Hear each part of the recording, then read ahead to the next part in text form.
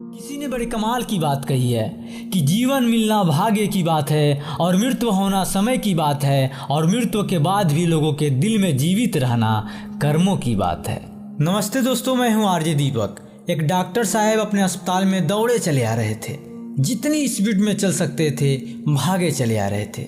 Operation theatre वाले lobby में आए तो उन्हें 5-6 लोग घेर लिए और सुनाने लगे, अस्पताल खोल लिया है, अपने आप को क्या समझते हो, हम इतने देर से यहाँ खड़े हैं, अब आ रहे हो, आपको कोई सुध नहीं है, चिंता नहीं है, हमारा बच्चा ऑपरेशन थिएटर में है, हम इंतजार कर कर के थक गए हैं और आप अब आ रहे हो।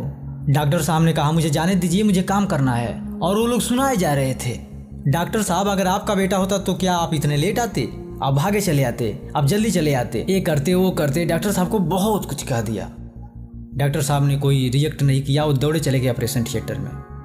अंदर 1-1.5 घंटे तक ऑपरेशन चला। उसके बाद से जब डॉक्टर साहब बाहर निकले तो वापस इन 5-6 लोगों ने घेर लिया, पूछने लगे क्या हुआ क्या हुआ। तो डॉक्टर साहब ने कहा बच्चा ठीक है, जल्द ही रिकवर करेगा, और यह कहकर वो जा रहे थे। तब तक फिर से डॉक्टर साहब से पूछने लगे कि बच्चा डिस्चार्ज कब होगा, ये होगा वो होगा।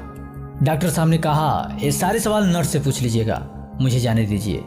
और जिस स्पीड से आए थे उससे दुगुनी स्पीड में वो निकल गए। ये 5-6 लोग थे जो बच्चे के घर के, मामा पापा दादा नानी। वो कहने लगे कि ये कैसा घमंडी डॉक्टर है, बात तक करने की तमीज नहीं है।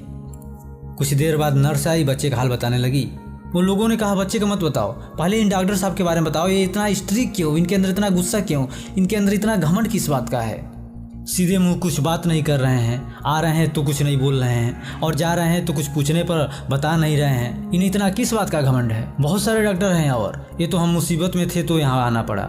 नर्स रुआंस हो गई, नर्वस हो गई और कहने लगी कि आप ऐसा मत कहिए, डॉक्टर साहब बहुत अच्छे हैं। और कहने लगी कि आपको शायद पता नहीं है, आज सुबह एक एक्सीडेंट में इनके बेटे का डेथ हो गई, लेकिन हमारा फर्ज है इन्हें बताना कि कोई पेशेंट आया है ऑपरेशन थिएटर में। तो हमने कॉल की, अपना ड्यूटी निभाई। हमें लगा कि डॉक्टर साहब मना कर देंगे, लेकिन उन्होंने बिना देरी किए, उन्होंने कहा कि मैं आ रहा हूँ, बिना देरी किए दौड़े चले आए, ऑपरेशन थिएटर में गए, आपके बच्चे का ऑपरेशन किया, आप चिंता मत करिए, आपका बच्चा ठीक हो जाएगा।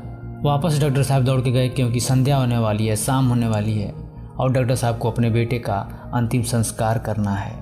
छोटी सी कहानी है, लेकिन इसका सार यह है कि बिना किसी का सिचुएशन समझे हम रिएक्ट कर देते हैं, बात को समझते नहीं हैं। बिना किसी परिस्थिति को समझे हम अपनी बात को थोप देते हैं, और जब बाद में सिचुएशन पता चलता है तब हम अंदर ही अंदर गिल्ट महसूस करने लगते हैं। इसलिए जीवन में कभी भी किसी का सिचुएशन समझे बिना कोई भी टीपा टिप्पणी कमेंट मत करिएगा। एक बार फिर से वही बात जो अक्सर मैं आपसे कहता हूँ, अच्छा बनिए, बेहतर बनिए, बेहतरीन बनने का कोशिश करिए और कर दिखाइए कुछ ऐसा कि दुनिया करना चाहे सिर्फ आपके जैसा।